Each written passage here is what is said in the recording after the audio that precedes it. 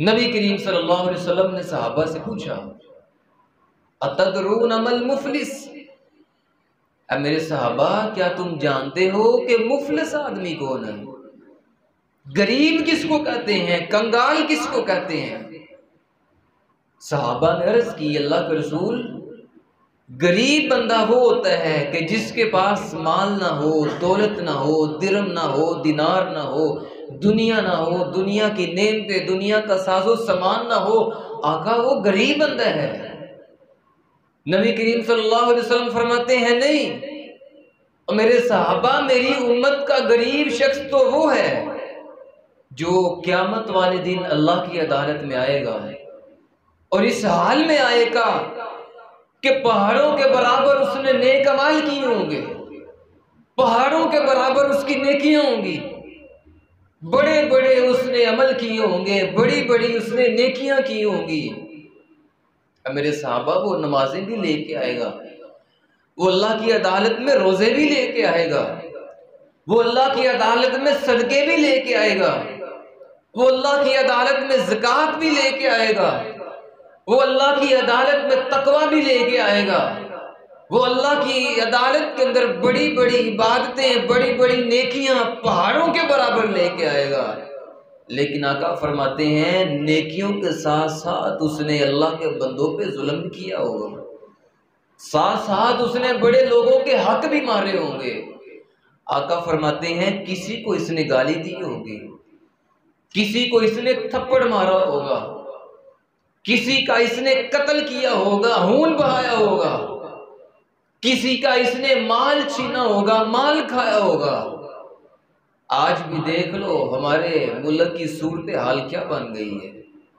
बेचारा 1000-1500 कमाने वाला ये सारा दिन मेहनत मजदूरी करता है, सारा दिन काम करता है, सुबह से लेके शाम तक लगा है, धूप में खड़ा है और खड़ा हो गए धूप में ये काम कर रहा है, ये मजदूरी कर रहा है, मेहनत कर रहा है, और शाम होती है जब इसको इसकी मजदूरी मिलती है, ये अपने घर में जा रहा है, इसके घर वाले इंतजार कर रहे हैं, बच्चे इंतजार कर रहे हैं, बाबा आने वाले हैं, बाबा आएंगे, खाना लाएंगे, हमें खाना मिलेगा, खाना खाएंगे, घर में इसका इंतजार हो रहा है।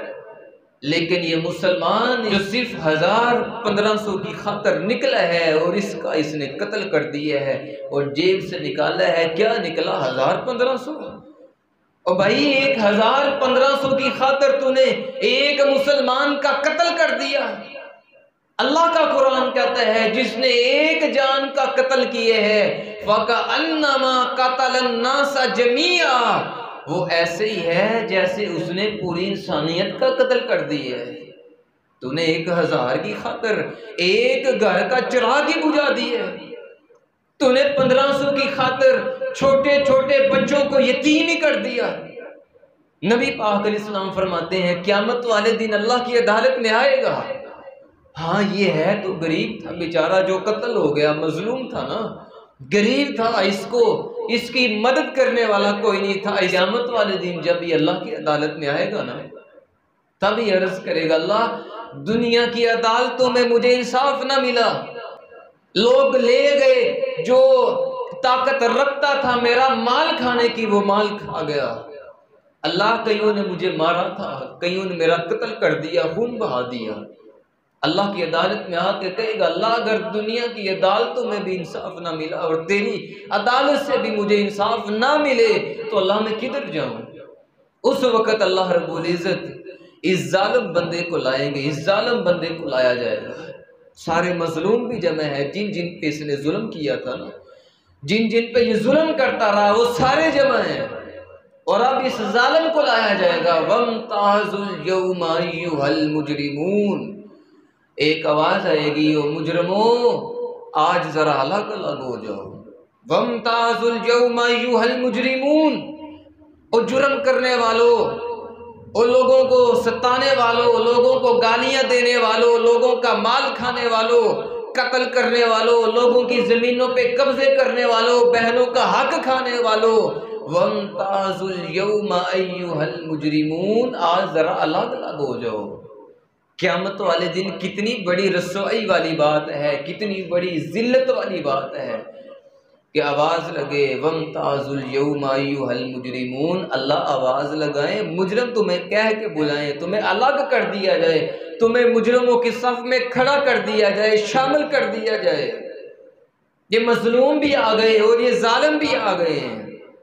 अब उधर नबी पाक अलैहिस्सलाम फरमाते हैं कोई पैसे नहीं होंगे, उधर रुपए पैसे नहीं हैं, दिरमो दिनार नहीं हैं, उधर क्या है, सिर्फ इसके पास इसके नेक अमाल हैं और कुछ भी नहीं है। इसलिए मेरे महबूब अलैहिस्सलाम ये फरमाया करते थे कि अगर किसी पे तुमने जुल्म कर लिए है तो आज ही दुनिया में जाओ, आज ही दुनिया में उसके पास चले जाओ और उसको जाके आज दुनिया में राजी कर लो। आज तुम्हारे पास माल भी है, दौलत भी है, आज तुम उसे राजी कर सकते हो। जिसका जितना हक मारा है, दबाया है, आज उसका हक उसको दे दो, आज उसको राजी कर लो।